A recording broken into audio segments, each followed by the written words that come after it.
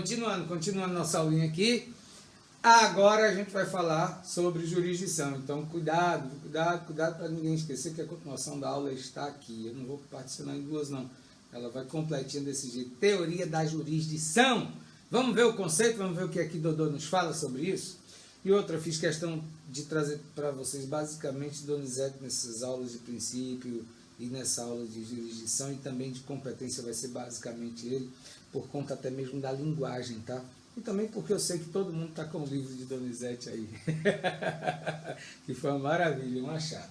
Então, tá, conceito é o poder, a função e a atividade exercidos e desenvolvidos, respectivamente, por órgãos estatais previstos em lei com a finalidade de tutelar direitos individuais ou coletivos. Então, o que é jurisdição? Jurisdição é o poder de dizer o direito, é o dizer o direito, é o dever que o órgão jurisdicional tem, que aí a gente fala do fórum, dos juízes, dos auxiliares de justiça, de dizer o direito. Ok? Então, temos três diferenciações assim, por exemplo, como poder. Como poder, o que é que significa a jurisdição? Decorre da função soberana do Estado, porque não se admite que você faça o direito com as próprias mãos. Você tem que se socorrer do judiciário quando necessário, quando essencial, mesmo ele sendo a sua segunda alternativa e não a principal, você está dando ao judiciário, né, através até mesmo do princípio da substitutividade, o dever dele, o poder a ele, de tomar uma decisão sobre um determinado fato controvertido, de um determinado fato que foi levado ao judiciário, ao seu conhecimento. Então, como função, constitui o dever do Estado, como poder, é a sua soberanidade, como função, é o seu dever. Porque uma vez que for levado, se lembrem, o judiciário não pode dizer que não vai lhe atender, porque fere o inciso 35 do artigo 5º da Constituição, que é o princípio da inafastabilidade, é o princípio que você tem o direito de se socorrer do judiciário para ver resolvido o seu conflito de interesses. E como atividade decorre do seguinte: como poder, é o Estado soberano, como dever, a obrigação que ele tem de lhe atender, e como atividade decorre de todos os atos processuais, simples ou complexos, que o órgão jurisdicional, ou seja, que o Estado juízo tem de praticar, de exercer, para poder atender ao seu pleito, atender a sua demanda judicial, para poder te levar o direito, para poder te dizer o direito. Deu para a gente compreender isso aí? Ótimo, todo mundo inteligente, essa turma eu adoro. Então, vamos lá. Uma vez provocada a jurisdição, o Estado vai agir de forma a atingir de forma definitiva o seu objetivo de compor os litígios e de realizar direitos materiais previamente acordados, estando ainda incluída em sua atividade jurisdicional a função de acautelar o direito. Se lembrem, tudo que você quer acautelar, você quer proteger, isso vai servir para vocês em processo 5, quando vocês estudarem tutelas provisórias. Você vai proteger aquele direito para que ele seja utilizado lá no futuro. É uma proteção que você vai fazer para que você possa utilizar. Então, o poder acautelatório, já que a nossa norma processual vigente, graças a Deus, excluiu o processo cautelar, hoje concedeu ao juiz o poder de cautela. Então, o juiz tem o direito de se utilizar desse seu poder cautelatório a qualquer momento para proteger um direito a ser utilizado no futuro. Beleza? Alguma dúvida sobre isso aí, meninos? Meninas? Se manifestem. Beleza? Vamos embora. Eu vou deixar que vocês se interrompam e não vou ficar perguntando se tem dúvida, não. Vou deixar que vocês interrompam, como eu já dei essa liberdade há muito tempo, desde sempre, de que mesmo em sala de aula, nas nossas aulas presenciais, vocês me interrompam. Aliás, eu adoro a interrupção, porque ela não me faz me sentir sozinho. Porque como eu não estou vendo vocês aqui, para mim eu estou só, praticamente, né? Isso me dá uma tristeza danada. Eu adoro quando alguém fala alguma coisa comigo, nem que seja para dizer, cala a boca, animal! Características da jurisdição. Quais são as suas características? Unidade. Todas essas características, tudo baseado em Donizete, ok? O que é que ela nos diz, a unidade?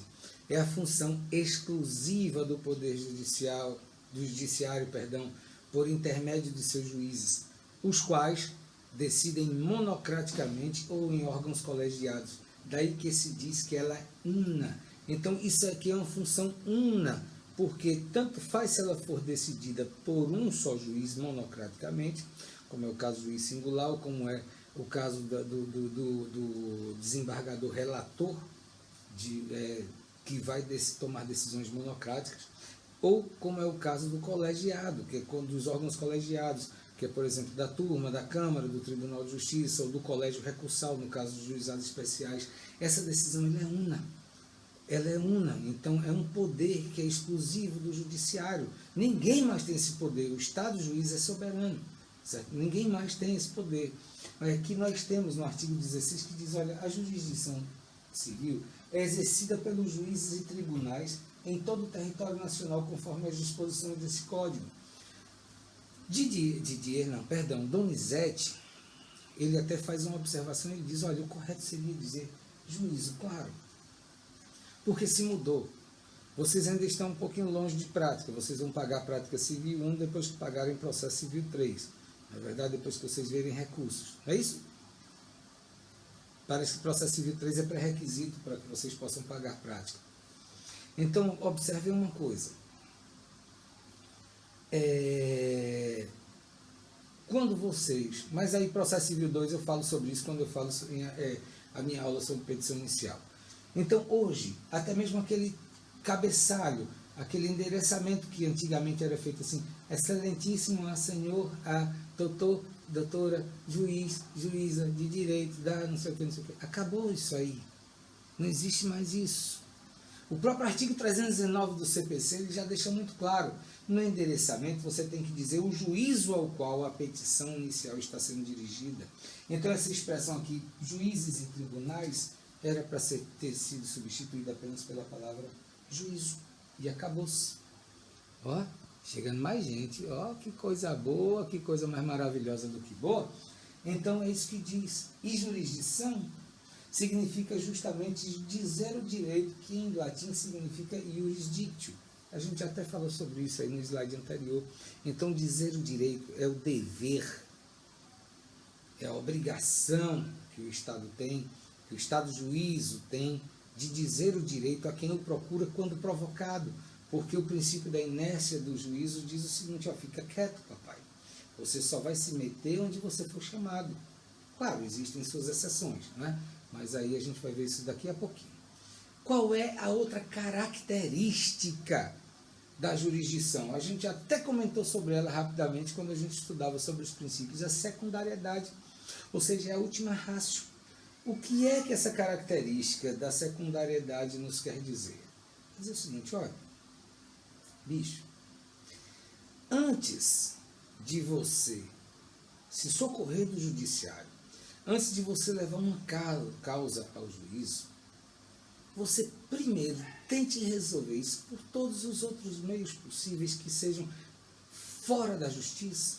Procure a parte, converse, tente conciliar, tente fazer uma mediação, tente fazer uma arbitragem, uma arbitragem, tente se utilizar de todos os meios consensuais de resolução de conflito para que você possa ver satisfeito o seu direito antes mesmo de ingressar na justiça.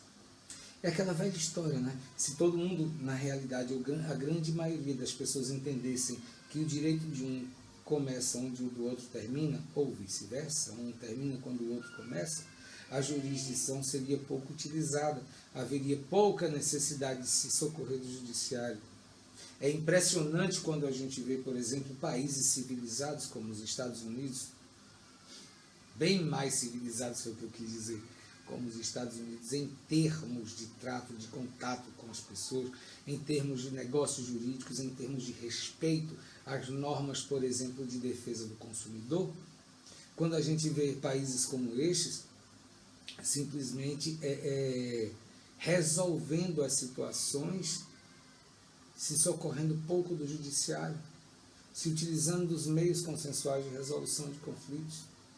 É incrível isso. Eu costumo contar uma historiazinha que eu peço a vocês a devida vênia para eu poder contar a vocês, só para que vocês tenham a noção do que é se viver num lugar onde se respeita ao máximo possível as normas jurídicas.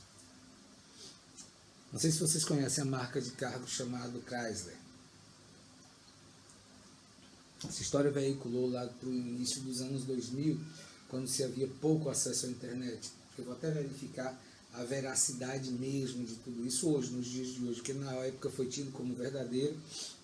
Isso me foi contado por um professor dentro de sala de aula, que eu não me recordo mais se foi de prática civil, do que foi, se foi de direito civil, não me recordo. Não tínhamos a disciplina específica de direito do consumidor, como vocês têm hoje eletiva, como a gente tem hoje como eletiva.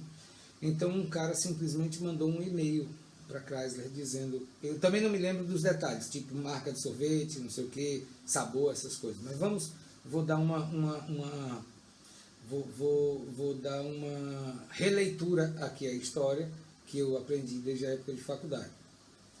Um cidadão mandou um e-mail para Chrysler dizendo, meu carro tem alergia a sorvete de baunilha. Imagina você hoje, responsável pelo setor de atendimento ao cliente de uma empresa, de uma multinacional, você receber um e-mail dizendo, o meu carro tem alergia a sorvete de baunilha. Qual era a credibilidade que você ia dar para um e-mail desse? Eu acho que eu, como a maioria das pessoas, talvez eu nem ficasse curioso. Bom, eu sou meio curioso, talvez eu desse uma lida, mas talvez não acreditasse. Mas a grande maioria das pessoas certamente iria pegar e ia dizer, que palhaçada, deletava. Ou dava uma lida no primeira linha ali e dizia, baboseira. O cara começou a relatar no e-mail dele o seguinte, olha só, eu saio de casa de manhã, ligo o meu carro e vou até o meu trabalho. Passo o dia lá no meu trabalho, não sei o que, papapá. À noite, quando eu quero comprar o sorvete, eu volto para casa, paro no supermercado, aí, se for um sorvete de chocolate, não é toda noite que ele compra também, né? Claro, pelo amor de Deus. Se for sorvete de chocolate, eu compro ali o sorvete de chocolate, entro no meu carro, ligo o carro e vou embora. Mas quando eu quero comprar o sorvete de baunilha, que eu entro no supermercado, que eu pego o sorvete de baunilha, que eu volto pro meu carro ele faz... Não funciona. E aí eu espero horas e horas e horas, eu toco na chave, funciona, vamos embora. Mas já aconteceu até deixar o carro lá no supermercado e ir embora de táxi. Você acreditaria num negócio desse? Esse cara da Chrysler simplesmente ficou encucado com essa história e fez, sabe o quê?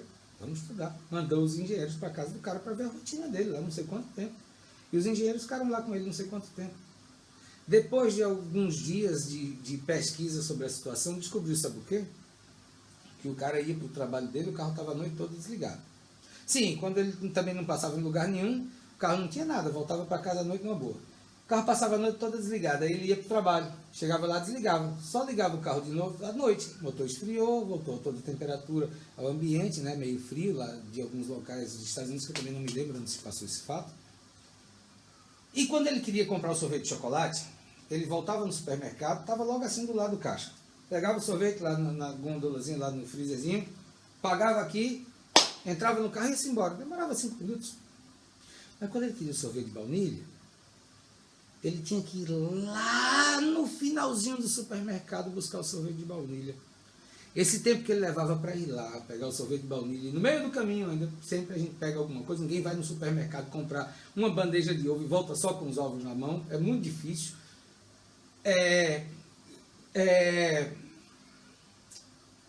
Vai comprar, sempre termina comprando outras coisas, e aí resultado,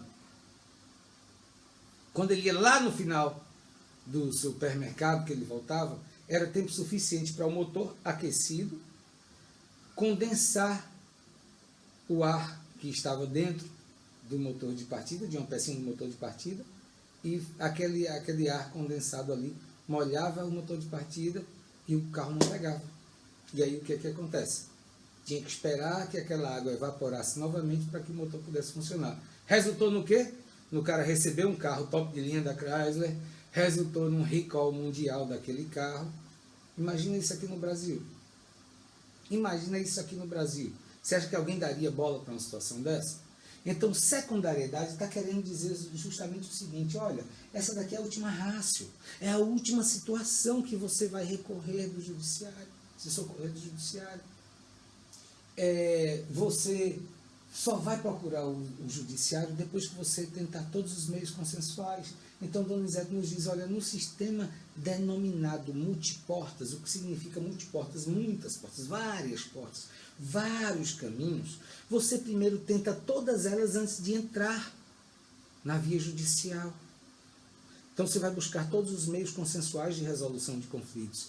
O ideal e o esperado é que a provocação da jurisdição seja a última hipótese na busca pela solução de um conflito, fazendo-se uso inicialmente dos meios consensuais de resolução de conflitos, como a conciliação, mediação e arbitragem. Significa que o ajuizamento de uma demanda só deveria ser realizado após esgotados todos os meios administrativos, ok? Substitutividade ou heterocomposição dos conflitos. Observem, quando a gente fala sobre meios consensuais de resolução de conflitos, a gente está dizendo que ali as partes tentaram resolver através de todos os métodos administrativos e consensuais empregados, como mediação, conciliação e arbitragem, entre outros, todas aquelas celeumas que poderiam ser levadas ao judiciário. Só que a característica da substitutividade, ela diz o seguinte: olha, hoje A e B têm vontades distintas, mas quando você faz isso aqui, ó, e forma a triangulação processual, e você coloca o órgão jurisdicional no meio, que triângulo horrível, isso significa dizer, sabe o quê? Você substituiu as vontades de A e B pela vontade do Estado julgador, do Estado juiz. Então, a substitutividade ou heterocomposição dos conflitos diz o seguinte: a partir do momento que o Estado juiz for provocado, ele vai se pronunciar e é a vontade dele que vai prevalecer. Não adianta mais a sua nem a minha. Ah, mas fulano ganhou, então a vontade dele foi satisfeita. Nananina, não. O que foi satisfeita não foi a vontade. O que aconteceu foi que o direito dele era melhor, as provas foram melhor produzidas, a instrução foi mais bem feita, o trabalho do advogado foi melhor, tudo foi melhor. Coloquem isso na cabeça de vocês, meninos. Não existe advogado bom para direito ruim. Pode até ser que milagrosamente o cabo com direito ruim, encontra um advogado pior ainda do outro lado, para poder fulminar o direito da outra parte e consiga sair vitorioso naquele processo. Mas não existe advogado bom para direito ruim, mas existe muito advogado ruim para direito bom. E aí, para o cabo que tem o direito ruim se dá bem, só precisa encontrar o advogado ruim do direito bom. E aí, meu filho, juntou a fome com a vontade de comer. Acabou-se. Entendeu? Então, a substitutividade significa isso. Não é que a vontade de fulano prevaleceu. O que prevaleceu foi a decisão do órgão do órgão judiciário, do Estado juiz, que substituiu a vontade das partes. É a vontade dele. E aí disse o direito. Exerceu a jurisdição dizendo o direito. É você quem vai ganhar. E a outra parte aí compete o quê? Recorrer se estiver insatisfeita com a situação. O que também não significa dizer que vai ganhar. Porque, afinal de contas, ela tem o direito de recorrer das decisões judiciais. É uma garantia constitucional. Então, como o Estado é um terceiro estranho ao conflito, ao exercer a jurisdição, estará ele substituindo com atividade sua a vontade daqueles diretamente envolvidos na relação de direito material, os quais obrigatoriamente se sujeitarão ao que restar decidido pelo Estado juízo. Facinho, né? Beleza? Imparcialidade. Imparcialidade. A gente já falou anteriormente sobre a questão da imparcialidade do magistrado. Então, a jurisdição, da mesma forma, ela tem que ser imparcial. Então, no exercício da jurisdição, que tem que predominar mesmo é o interesse geral da administração da justiça, e não o interesse do magistrado, ok?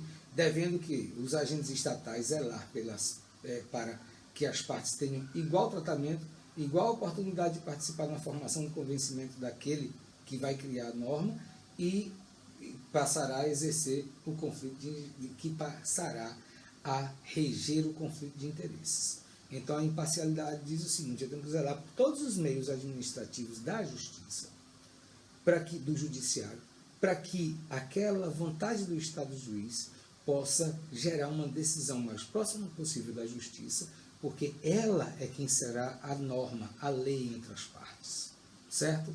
O princípio, uma característica da criatividade diz o seguinte, que ao sentenciar o processo, o juiz, substituindo a vontade das partes, ele faz mais do que simplesmente dizer o direito, mais do que simplesmente exercer a jurisdição, no conceitozinho simplório que a gente diz o seguinte, jurisdição, exercer direito e jurisdictio.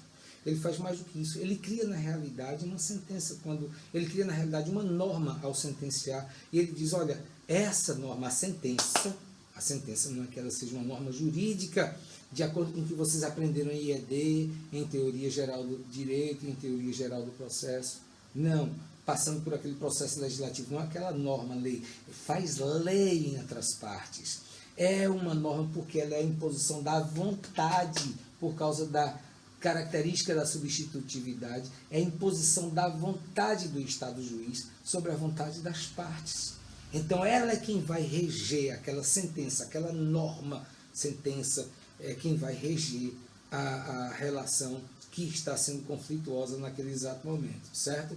E aí o que é que acontece? Quando ela é proferida por um juiz singular, ela se chama sentença. Quando é por um órgão colegiado, como o Tribunal de Justiça, onde tem turmas e câmaras e plenário, ou pelo colégio recursal, olha que coisa mais linda, participando da aula, fonte formal do direito. Valeu, Ian! Quando ela é exercida por um órgão colegiado, então se chama de acórdão, e pelo amor de Deus, minha gente. E pelo amor de Deus, olha São Paulo me ligando, pessoal do presídio. E pelo amor de Deus, observe. A palavra é acórdão. Acórdão. Não importa se ela vai estar escrita corretamente ou não, mas pelo amor de Deus, quando vocês estiverem falando sobre uma decisão de órgão colegiado, a palavra é acórdão. Por quê? Porque os desembargadores debateram, deram seus votos e chegaram a um consenso, a um acordo. Não é que eles disseram, não, eu voto assim, você vota assim. Não é isso não. Eles acordaram, eles fizeram um acordo, eles chegaram a um consenso. Pelo amor de Deus, gente, eu tive uma aluna que ela quase me mata do coração em sala de aula, apresentando um seminário, onde estava escrito com acento, ela falava acórdão. Quando alguém, por erro de digitação nas pressas, não sei o que, principalmente as letras em caixa alta, em maiúscula, né, o corretor do Word nem sempre corrige automaticamente, não sei porquê. Bom, brasileiro que é brasileiro mal sabe falar português, imagina americano, que foi quem criou o Windows, né? Imagina o chinês quando cria seus softwares de celulares lá. Ô, miséria. Quando não estava com acento, ela falava acordão. Mas, gente, pelo amor de Deus, eu ficava assim olhando. Aí daqui a pouco estava com acento, ela falava acórdão. Daqui a pouco estava sem acento, ela falava acordão. Então, pelo amor de Deus, é acórdão.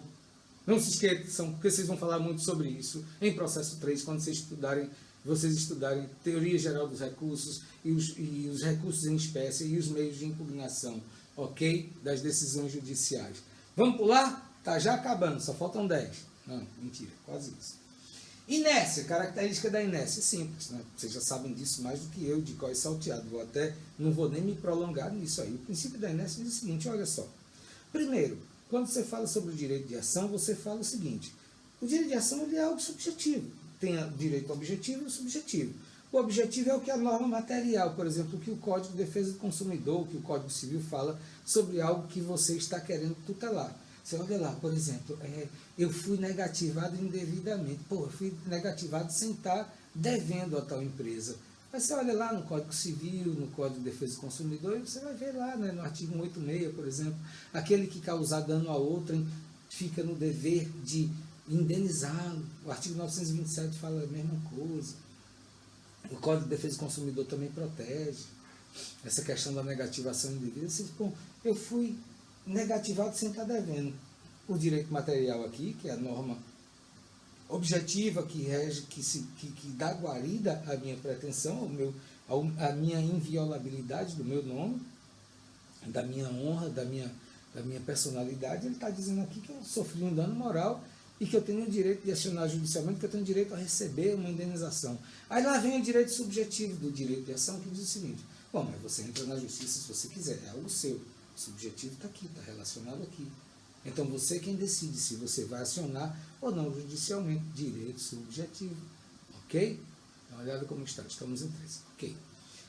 Belezinha? Deu para a gente entender? Então tá. Então a inércia diz o seguinte: você vai se utilizar. Você tem uma situação que pode ser judicializada. Primeiro, posso ver o seguinte: eu quero resolver isso? Quero. Eu tenho meios consensuais para tentar resolver isso? Tenho. Devo tentá-los. Devo tentá-los. Não pensem que os meios consensuais de resolução de conflitos excluem a atividade do advogado. Não exclui, não. Não exclui, não. De maneira nenhuma.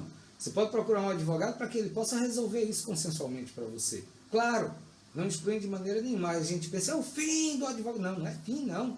Misericórdia, não. Enquanto não vierem aí com essa frescura aí que estão falando de que daqui a não sei quantos anos vai ter aquele juizinho robô, aquele advogadozinho robôzinho, que eu não acredito em nada disso, gente. Eu não aguento ligar e ouvir uma gravação telefônica, quanto mais falar com uma porcaria de um robô. Eu gosto de saquear de sangue na veia, né? Ninguém me venha com isso, não. O advogado, ele é essencial à administração da justiça. Primeiro, robô nenhum vai ter a sensibilidade e o feeling. Ele pode ter até todas as normas jurídicas e jurisprudências do mundo armazenadas no seu HD, mas nunca vai ter o coração que a gente tem e o calor que a gente tem, a não ser que ele dê curto-circuito, ele pega fogo. Enfim, a inércia é a sua faculdade de provocar o não judiciário, porque está se dizendo o seguinte: olha só, o judiciário não vai se mexer, ele não vai meter o nariz onde não foi chamado, mas para isso a gente tem as exceções. Quais são?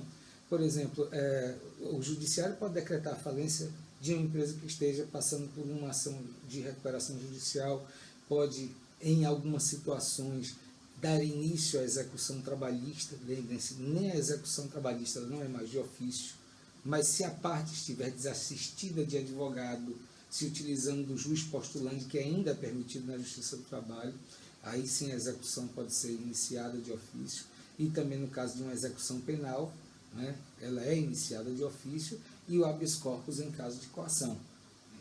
Isso aí tudo pode ser de ofício, ok? Exceções. Característica da definitividade da jurisdição. Diz justamente o seguinte: toda decisão judicial, ela possui uma tendência natural a ser definitiva. Claro, mesmo que ela ultrapasse todo esse período de definitividade, mesmo que ela ultrapasse essa fase, ela pode também ser rescindida através de uma ação judicial, de uma querela nulitatis, que deixem para ver isso em processo 3, em nome de Jesus, para a gente não esticar muito mais a aula. É 1h12 de aula já e vai ficar enfadonha para vocês assistirem depois. Então vejam só uma coisa: pode ser, mas a tendência natural de uma decisão judicial é a sua imutabilidade, é a sua definitividade. Essa é a tendência natural.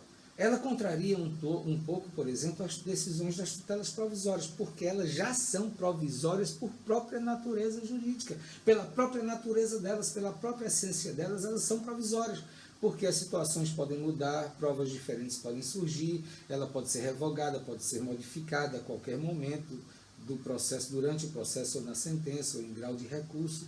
Então ela é provisória justamente por conta disso. Mas a tendência natural de uma decisão judicial é o seu trânsito em julgado e a sua imutabilidade, ok? É a sua definitividade.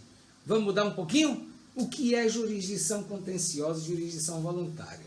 Fogo, né? A gente está reprisando o que foi visto muitas vezes lá em TGP. Foi visto isso, não foi, Ian? Foi sim, professor. Mas vamos embora. Está na nossa ementa, temos que descer o cacete. Jurisdição contenciosa. Jurisdição contenciosa é a função estatal exercida com o objetivo de compor os litígios. Então, quando se diz contenciosa, é porque lá há um conflito.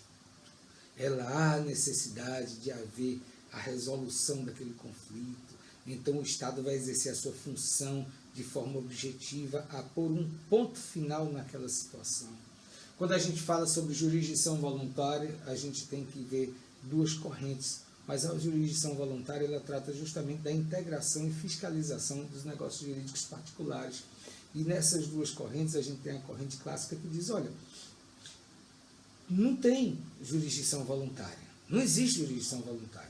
A corrente clássica ela fala o seguinte: não tem a substitutividade, né? Ou seja, o Estado não está aqui substituindo a vontade das partes, está apenas fiscalizando se está tudo ok, se está tudo correto, se está tudo perfeito. O que tem na realidade é uma função administrativa, porque não existe sequer uma substitutividade. O que tem é apenas uma decisão administrativa, é uma jurisdição administrativa, então por isso não existe jurisdição voluntária. Mas os jurisdicionalistas dizem que não, que a existência do litígio não é pré-requisito essencial, da litigiosidade, da lide em si, não é pré-requisito para que haja jurisdição. Então a jurisdição voluntária ela seria jurisdição porque ela traz uma feição jurisdicional ao Estado juiz. Ele não decide, mas ele fiscaliza. Existem as partes no processo, como no caso, né, no sentido processualmente, no sentido processual da expressão, e o Estado vai agir como um terceiro, ou seja, ele vai ser imparcial, ele vai acompanhar tudo, não vai decidir, mas ele decide inclusive homologar ou não a situação. Mas há inclusive uma coisa primordial, que é a coisa julgada. Então, mesmo no caso de jurisdição voluntária, há a coisa julgada e há a definitividade da decisão. Ok? Tutela jurisdicional. Tudo isso aqui por eu pedir Donizete. Quais são as considerações que eu trouxe aqui? Por que eu chamei de considerações e não conceitos? Porque ele não diz exatamente é isso. Aliás, ele diz assim, tutela jurisdicional é prestação jurisdicional que ultrapassa a simples resposta ao direito de ação para definir ou satisfazer o direito material.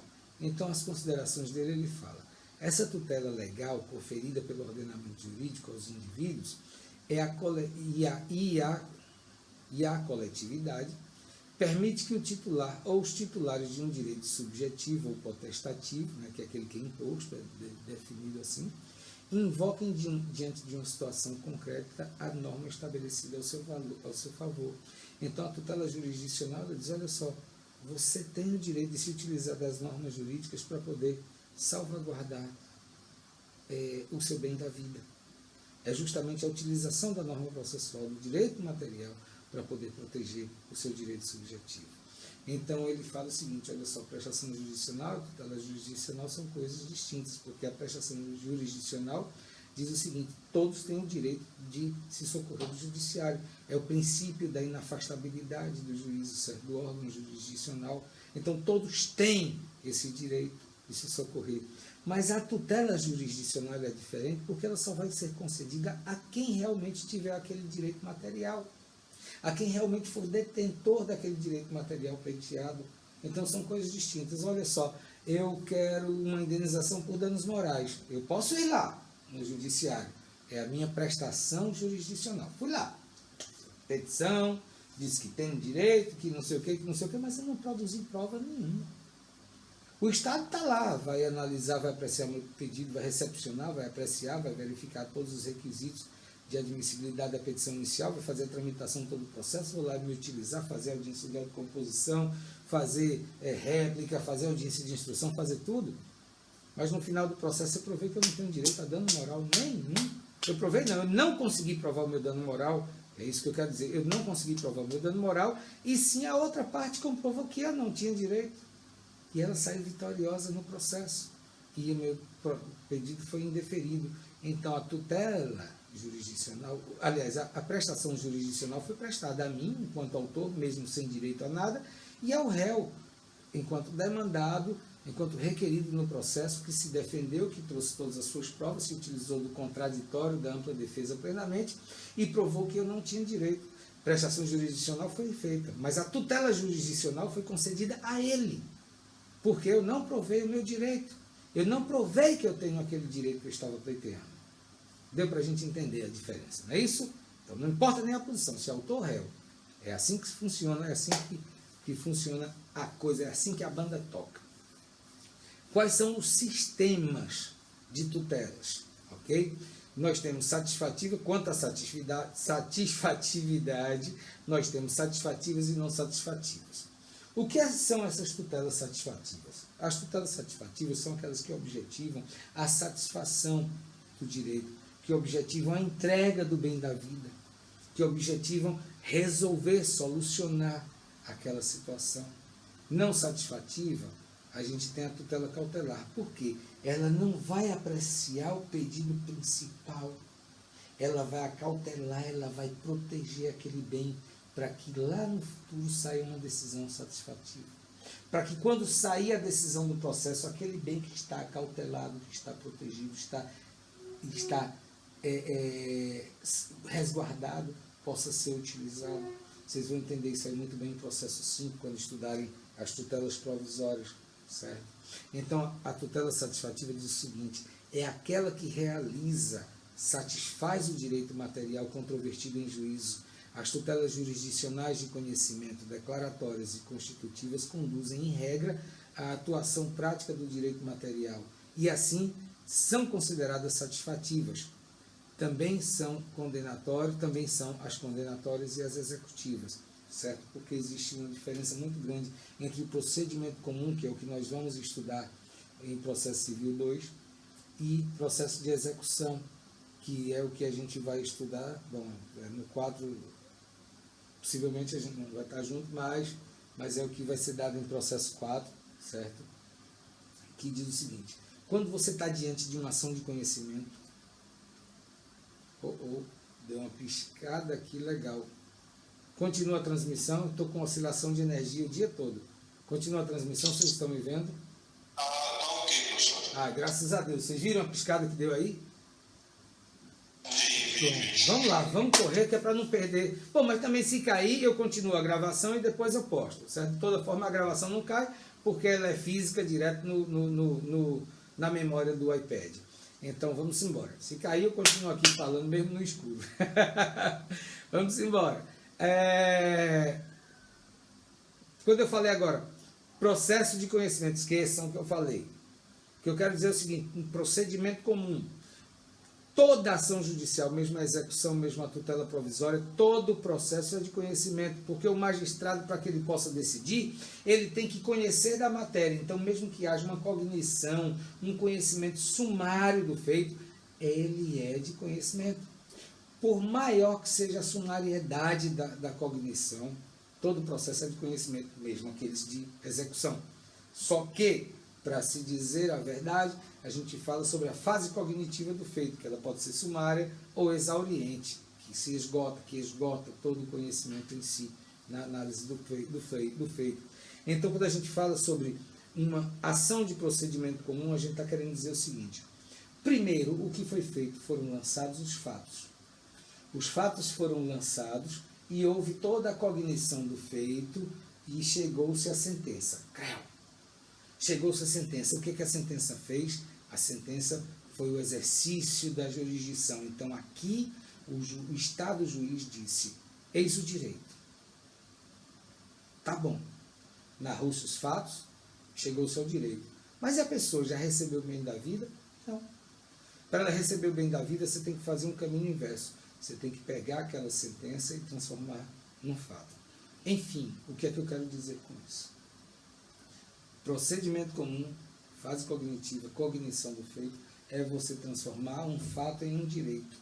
E o processo de cumprimento de sentença, e a fase de cumprimento de sentença, ou o processo de execução, que são coisas distintas, que o processo de execução significa dizer que você está diante de um título executivo extrajudicial, certo? Não vai passar por essa fase cognitiva exauriente, é um contrato assinado por 2 testemunhas, ou promissório, qualquer outro título que tenha o valor de título executivo extrajudicial.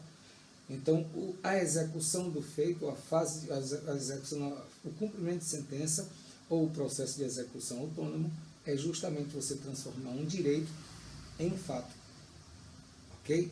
Entregando o bem da vida. Vamos lá, isso aí que são conceitos para vocês levarem aí para o resto da vida, que no processo 4 vocês vão precisar deles e nem todo mundo diz isso. Quanto à forma de execução, olha aí o que a gente estava falando. Título executivo extrajudicial. Você tem lá no CPC um rol de títulos executivos extrajudiciais, dentre outros documentos. Então, vamos citar só o contrato, desde que é assinado por 2 testemunhas, não pode ser por uma ou por nenhuma, tem que ser por 2. Aquele contrato ele é tido como um título executivo extrajudicial. Então, no título executivo extrajudicial, é a entrega do bem da vida se dá diretamente através de uma fase de execução do título. É uma fase mais sumária, é uma fase mais drástica. Por quê? Simplesmente está se dizendo pague, faça ou não faça, entregue isso ou aquela coisa incerta. Então você tem uma decisão sumária, mais que sumária. Você não passa por aquela discussão toda de contestação, de réplica, de não sei o quê. A defesa que a parte tem são os embargos, e os embargos da execução é mais limitado. Quando se trata, e aí a pessoa se defende dos embargos, aí o processo continua, se por acaso os embargos forem improvidos. Se forem improvidos, aí se extingue a execução. Então, mas é tudo muito mais rápido, muito mais sumário, muito mais drástico para o exequente, tanto para o exequente quanto para o executado. Os efeitos são mais céleres, ou pelo menos deveriam ser. Quando a gente tem um título executivo judicial, a gente fala sobre cumprimento de sentença.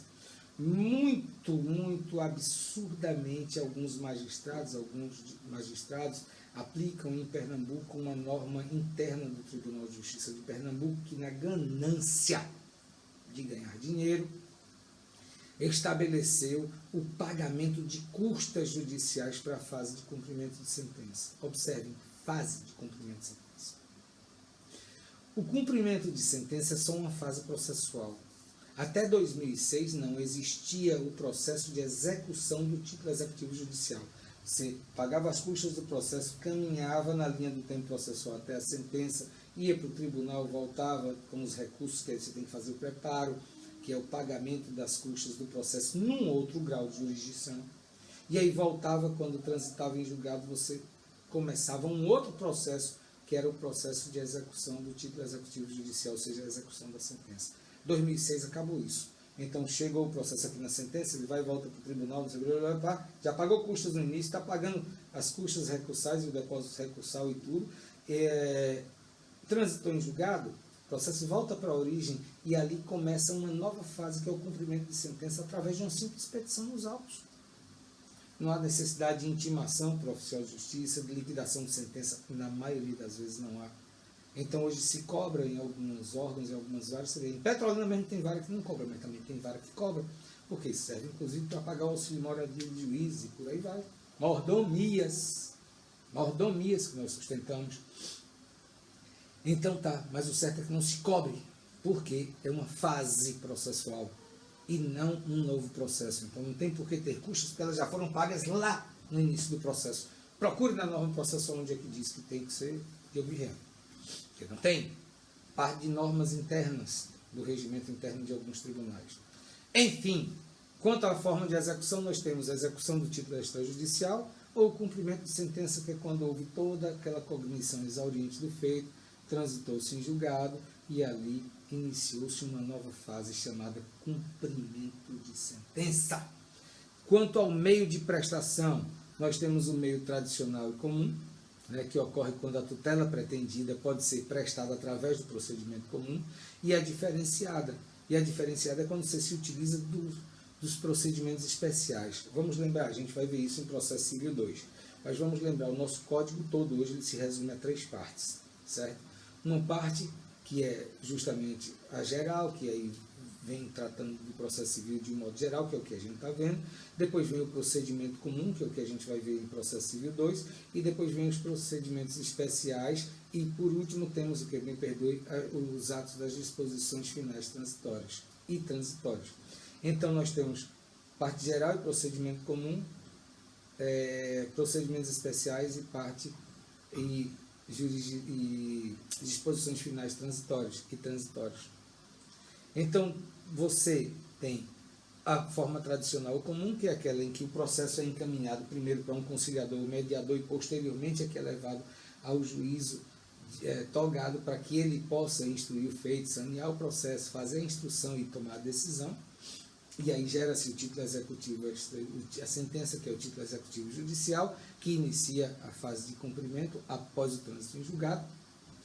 E nós temos a diferenciada, que é quando são empregadas técnicas ou métodos especiais diferentes, como é o caso do mandado de segurança, que tem um procedimento próprio, ação monitória, que nem é ação de conhecimento, nem é ação de execução, que por sinal em processo civil 4, que se trata de execuções, não consta na ementa, mas eu dou essa aula de ação monitória às minhas turmas, porque eu acho importante que vocês tomem conhecimento desse instituto, dessa modalidade que não sabe quem é, tem técnicas e atos praticados pelo procedimento comum e tem técnicas e atos praticados pelo procedimento especial de execução, então é um misto, pegou o procedimento comum e execução, bateu no liquidificador e virou ação monitória.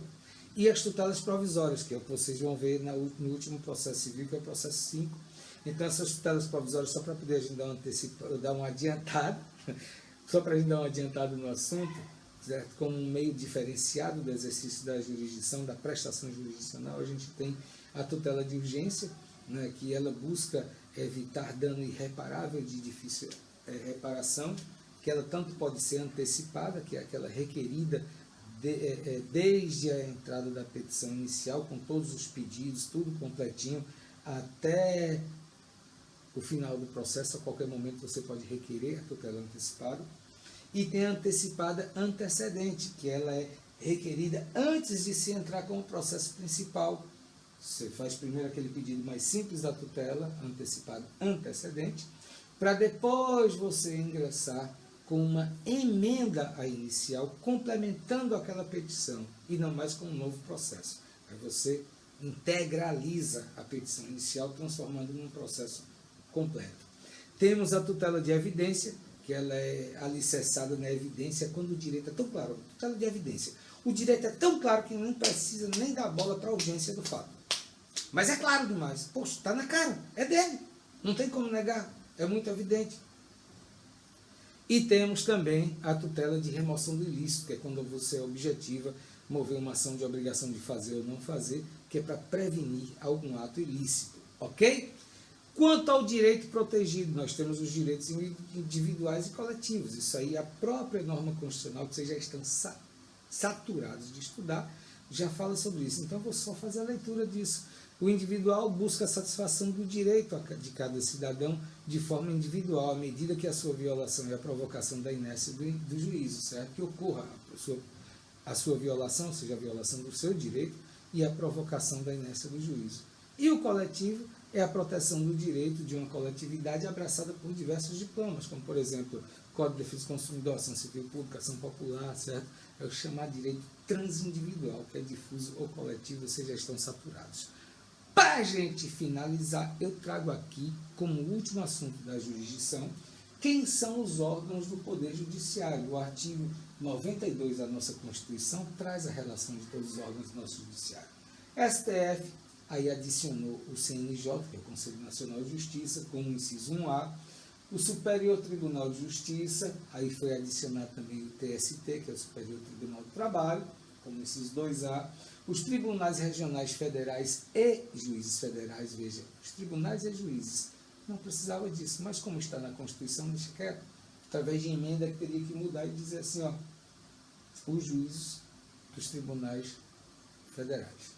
Ok? Mas o que ele está querendo diferenciar aqui é o seguinte, segundo grau, os TRFs, tribunais regionais federais, e os juízes federais, que são os juízes de primeiro grau, os juízes federais de primeiro grau, os que atuam na Justiça Federal.